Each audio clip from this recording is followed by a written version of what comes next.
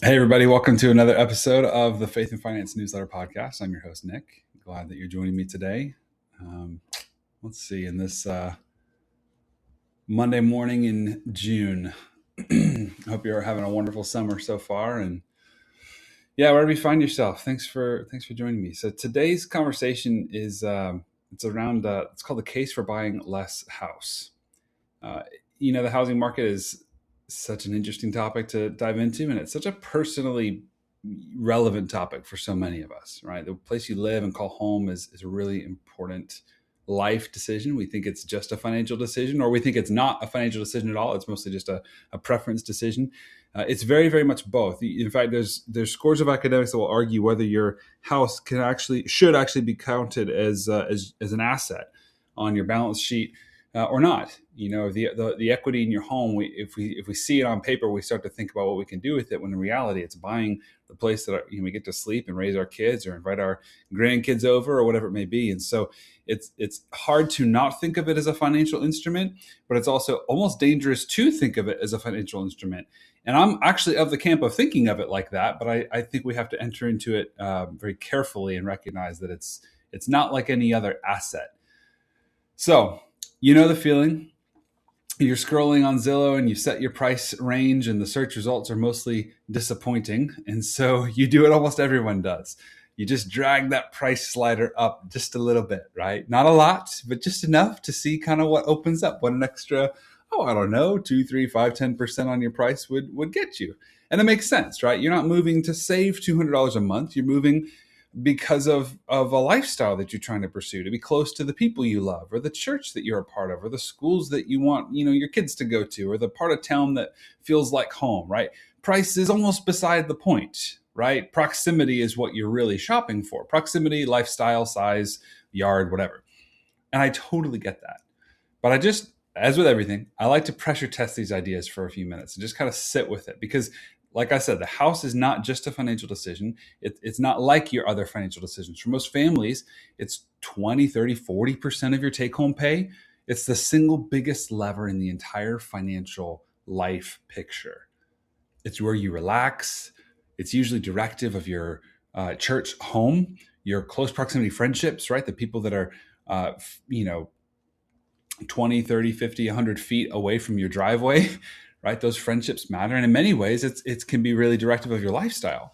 And every dollar above what you need to live well in a house that fits your family is a dollar that isn't going somewhere else.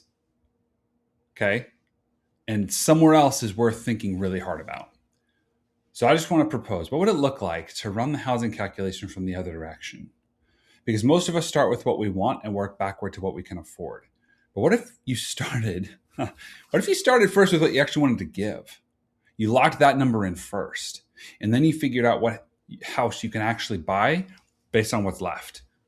I know a couple people that do this, and the idea was so disruptive to me. I just had to sit with it for a couple of weeks and kind of chew on this before I was like, should I do a newsletter about this? I don't know. This is a really interesting idea.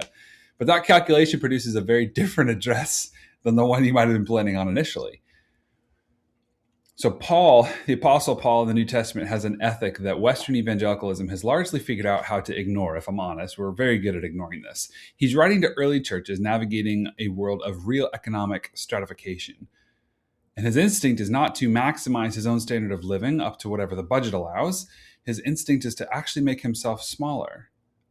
It's the uncomfortable Christian necessity of self-denial, because a conspicuous lifestyle in a community of mixed means causes envy in others. Let me say that again.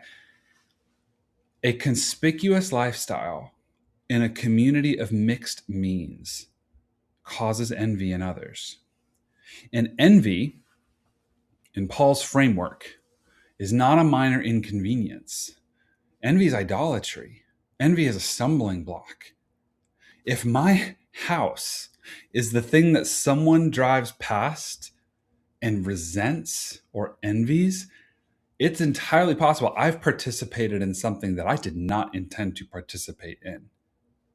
Now, I'm not saying that you're sinning if you live in a nice neighborhood or if you have a beautiful home. The monk under the tree version of this argument isn't the argument that I'm trying to make here. But I do think we've gotten really good at treating heart posture as an escape hatch, as a way to just say like, oh, it's not about the house, it's about where your heart is, without ever actually asking whether the house decision needs to change, or the car, the clothes, the accessories, the vacations, etc. It's honestly the concept of cheap grace that Bonhoeffer wrote a lot about. It's grace that costs you nothing. I heard recently a study found simply driving a Mercedes-Benz, even in a completely depreciated $3,000 used model format, right? That signals a higher economic status to the public than driving a brand new $25,000 Honda Civic. It was a fascinating study. It was a study that came from a bit of news in the Washington Post several years ago about a woman and her family. They came on hard times and they had to go on food stamps, and they drove their Mercedes-Benz to get food stamps from the local, county office.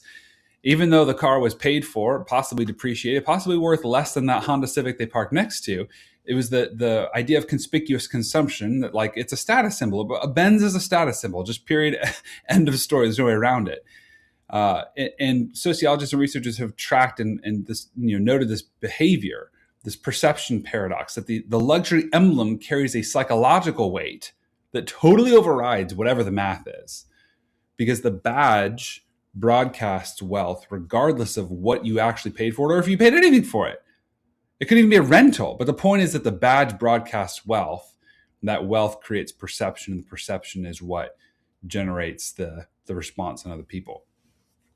And that perception paradox is exactly where, the rubber meets the road for Paul's ethic. Because we might look at our budget, score a great deal on a used luxury vehicle, and genuinely feel that our heart posture is clean because we were just being financially prudent. It was a good deal and we like heated seats, right? But the community around us doesn't see it that way. Instead, they see the badge. They see the cultural shorthand for elite status and social or economic supremacy. If the visual symbols we surround ourselves with broadcast an ostentatious standard of living, even if we got them on clearance, we're still actively participating in the environment of envy and division that Paul warns against. Our internal intentions do not automatically neutralize or absolve us of the external realities of the stumbling blocks that we're setting up. True Christian self-denial might mean choosing the Honda, not because we can't afford the Mercedes, but because love calls us to self-denial for the sake of others all the time. Okay, so that's the heart conversation. Now I'm going to put my financial planner hat on because it's too good to miss this opportunity. I love talking about the heart side of money, but I also love getting all the way down to the budget and the numbers, because there's a very practical case for buying less house. Okay, so let's dive into this side. When you buy less house, the money you didn't spend doesn't necessarily just disappear into your lifestyle spending. It can, but it can also become margin. And margin is one of the most underrated assets in a financial life. Trust me, I know. And housing is the fixed cost, like the cost of your house, the price of your house. That kind of sets the floor for a ton of other budget line items like property taxes, maintenance, renovations, right? If you just have more square feet, upgrading to hardwoods is exponentially more expensive in a larger footprint. HOA dues, often higher in nicer neighborhoods. Insurance costs, furniture, because you have all these rooms to fill, utilities to cool and heat and warm this place. And then, of course, repairs as everything ultimately wears out. So like when you buy less house, you're saving more than just a difference in the mortgage payment. You're lowering all of these other peripheral costs. So let me break this down. Maybe the comfortable payment is like $3,000 a month, but you'd stretch to, $3,500 or $4,000 for, the right house. That $500,000 a month may not sound like a big deal, but it absolutely becomes real money. And more importantly, it becomes real flexibility, or the lack thereof. That extra payment is a claim on your future cash flow.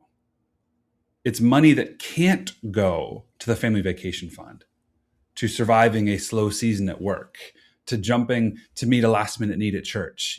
It's retirement income you'll have to supplement. It's an emergency fund you'll have to pad even thicker. So, buying buying less house, is that an exercise in self-denial? I'd personally argue it's actually pursuing real freedom. And there's another gift in it too. Lifestyle creep is so sticky. Once you scale up, it's almost impossible to scale back down. It always feels like a loss.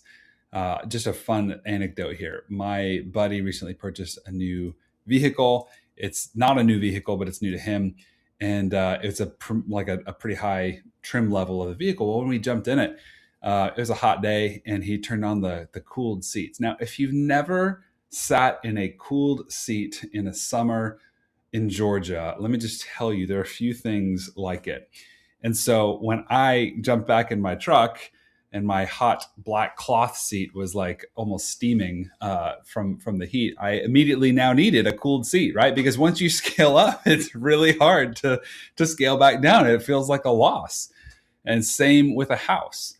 The neighbors you compare yourself to, the cars in the driveways, the renovations, the new pool they got, and then they got, and then they got, like all of this starts to feel very normal. But if you just pack up and go 10 minutes down the road to maybe a more, I don't even want to call it a more humble side of town, but just maybe a less pretentious side of town. Now you feel pretentious. Now you feel rather ostentatious in your own neighborhood, in your own, the water you're swimming in, you still feel relatively conservative. So what if some of your budgetary constraints, right? What if that $3,000 month that's comfortable, you could actually scale to 2,800 or 2,500? What if that's actually a kind of mercy?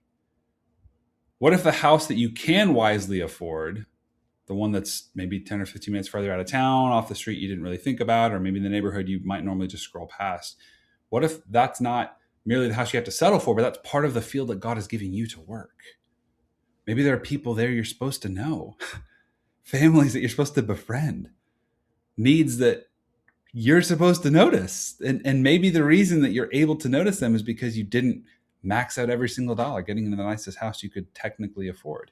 You left room to slow down, to be present, room to give, room to invite people in, room to say yes when it costs you something, because you have some extra somethings left over at the end of the month. The people that I know that live like this are some of the happiest people I know, because they recognize that God's financial blessings were never meant to terminate on us. They're meant to move through us. And sometimes a smaller house is what really keeps that door open. Thanks for joining me, and I'll see you next week.